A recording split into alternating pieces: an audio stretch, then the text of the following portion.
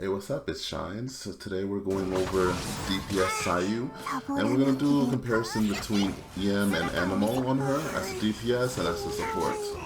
So personally, as a DPS, the thing is, Anemo supports are pretty strong because they can, like, the way they can swirl, like how much damage swirl is after the buff is pretty considerable.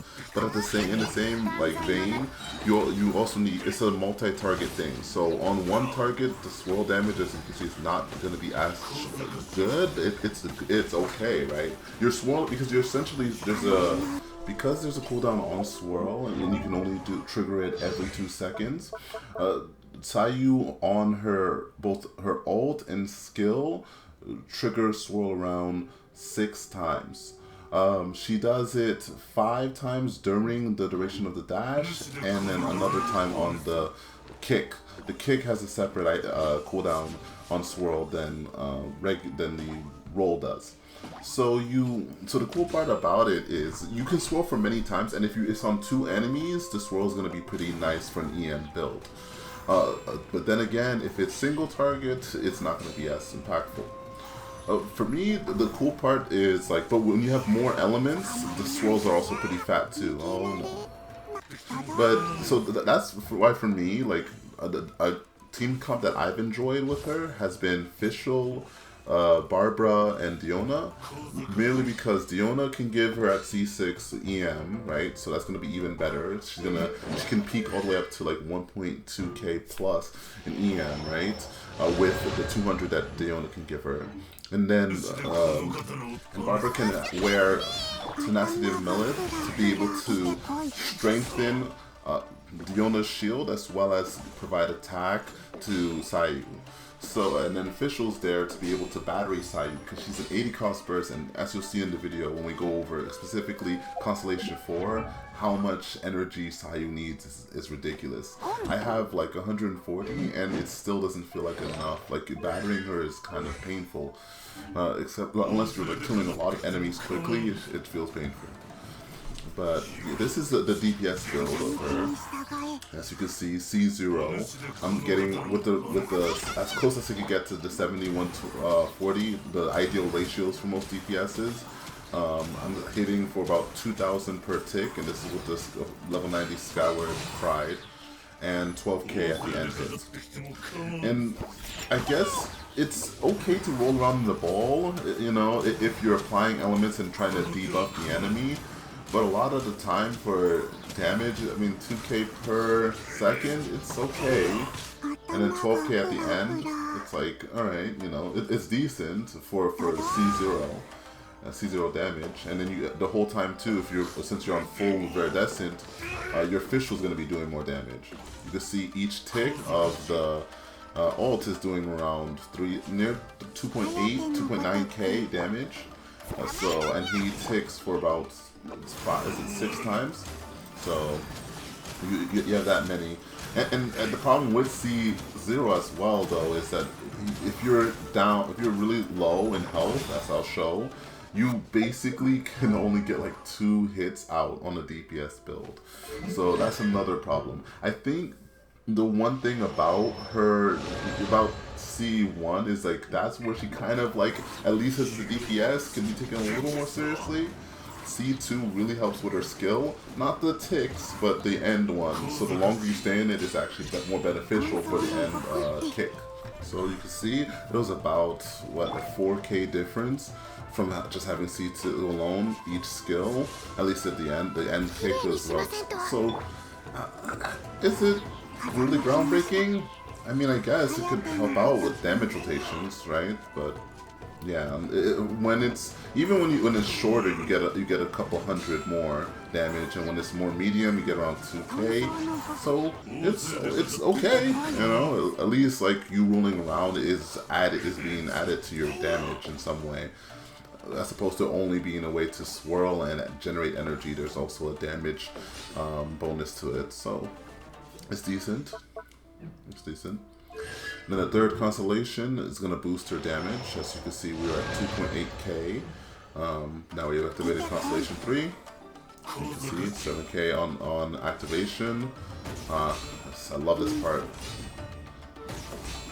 But the cool part too about having him attacking, like your little Duruma attacking at the same time, and if you have Skyward Pride, is that you can spin or slash at the same time.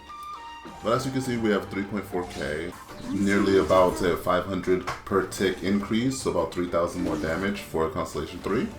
So before we activate C4, I just wanted to give a little showcase to see how much energy she needs, because she doesn't generate that much particles for herself at an efficient rate. So with an 80 cost burst, you know, getting her ult back up is pretty considerable, even for healer slash DPS. So one of the ways that I found, or at least thought of, you know, when I was looking through Constellation 4 and kind of theorizing, if you have Fischl on your team battering you, and you're swirling with both your ult and skill at the same time, you can kind of like assure that you're going to get the C4 passive, though the energy that you're going to get from it isn't really that good. So it's decent if you swirl on both her ult and her skill.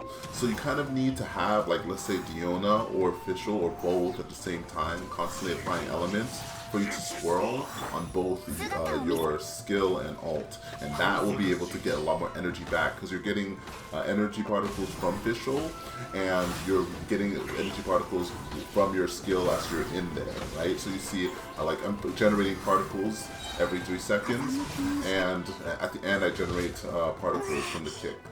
So that's kind of how I would utilize her C4 and to be able to get a lot more energy back, is to try to swirl while elements are being applied by both your skill, your Duruma, and her rolling around at the same time.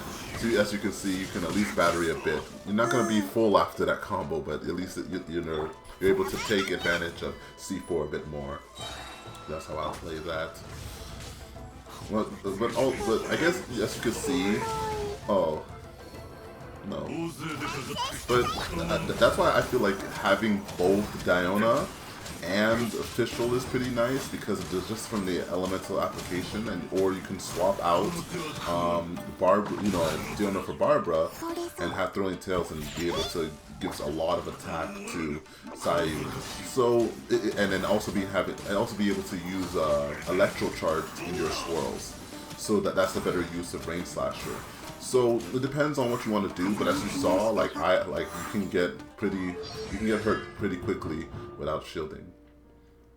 But yeah, we're gonna activate this so that we can see how strong our skill gets in comparison. As you can see, we still have her on the DPS build with Skyward Pride, and we're trying to get the 74 as well with enough ER. So as you can see, the ticks go up by about like 300, nearly 400. So, and then that goes near to 20k. So we get a decent 4k from C5. Again, yeah, if you for DPS Sayu, pretty nice, but for like EM support Sayu, not really. It's not really gonna do much. You're not gonna affect your swirls. It's gonna affect the base animal damage. So unless you're doing EM, animal, EM, it's not really gonna do too much, right? So it really depends on what kind of Sayu you're building. And then the worst part is, when you go to C6, then you want to kind of build her on all EM, because like you want to be able to get that attack percentage and that healing, right? So she's a very, I feel like, all over the place character for whether you want to DPS her or support her, because her constellations kind of make you reconsider how you're building her. Do you want her in all EM and just swirl like crazy, but you're not really going to be taking advantage of the damage from C2 and all the C3 and C5 as sufficiently? But I mean, it's going to be there, but it's not as efficient as a DPS build.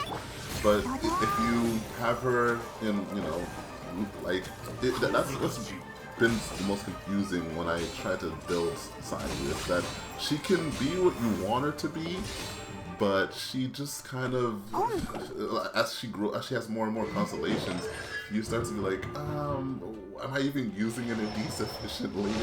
Like, am I losing value by the more constellations I'm getting? You know, her heals, as you can see, are crazy. We had from 2k heals to 5k with a full EM build. So, and you're still able to have heavy swirls and good heals. But that's the strange part. So personally, it's really going to be up to you and your playstyle, which one you prefer. The EM is really good for utility at C6 and C0, right? Because you're not really doing too much damage at C0 anyway. So it's best to kind of have her as a heal bot in the first place. If you have her at C1, then at the very least, that's when you can start building her as DPS. And either way, EM is still fine because both you and your Durama will be swirling, right? Because it's not only focusing on healing you. So you can still carry the EM build over if you built her as EM at C0.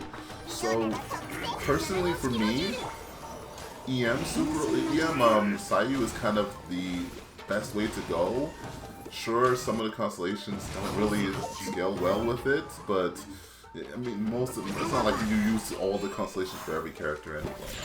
So you kind of get the best bang for your buck, be able to heal your whole team, because as you see, she heals in order of like has the lowest health, right?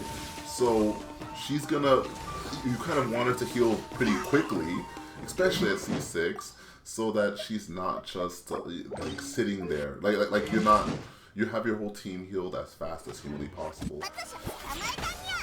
So personally for me, I would go with, for Sayu, I would go with EM, especially, I mean, because you can do a damage build and feed her EM, right? Like, let's say you have Sucrose and you transfer EM, and you have Diona and transfer EM. So you're swirling with Sucrose, you're swirling with Sayu, you're applying elements with both Diona and Fischl. So you can run a comp like that and just have like a heavy swirl team. Because the thing is about Sayu as well, with an EM build, if you're trying to like leverage swirl, she literally has no CC, right? So if she has no CC, what ends up happening is that you're not going to be able to get the best benefit out of swirl, because swirl kind of needs them to be clumped up together to get the most damage potential. So you need another Anemo character to swirl. But the benefit of it is then you get the Anemo resonance, right? So she's going to be able to move faster in her rolling. You get more swirls? Not really, no, because cooldowns are still cooldowns. But you also get to battery her as well with Sucrose, right? So battery and CC, the two of them together is pretty nice. So get first a swirl squad. I would recommend that kind of team. But if you want portable swirl as well, like you just want to go around swirling, if you have enough ER built on Sayu to be able to like to take the particles from Favonius and Diona and the particles from Fischl, you can put in Barbara instead of Sucrose, and then Barbara can wear Thrilling Tail Dragon Slayer to give Sayu a 48% ATK, as well as the Hydro application, so that Rain Slasher is constantly being proc no matter what. So that's the kind of comp I would recommend for her. Triple healer team, make sure she doesn't die no matter what. But yeah, that's the video. Thank you guys for watching. See you in the next one, hopefully.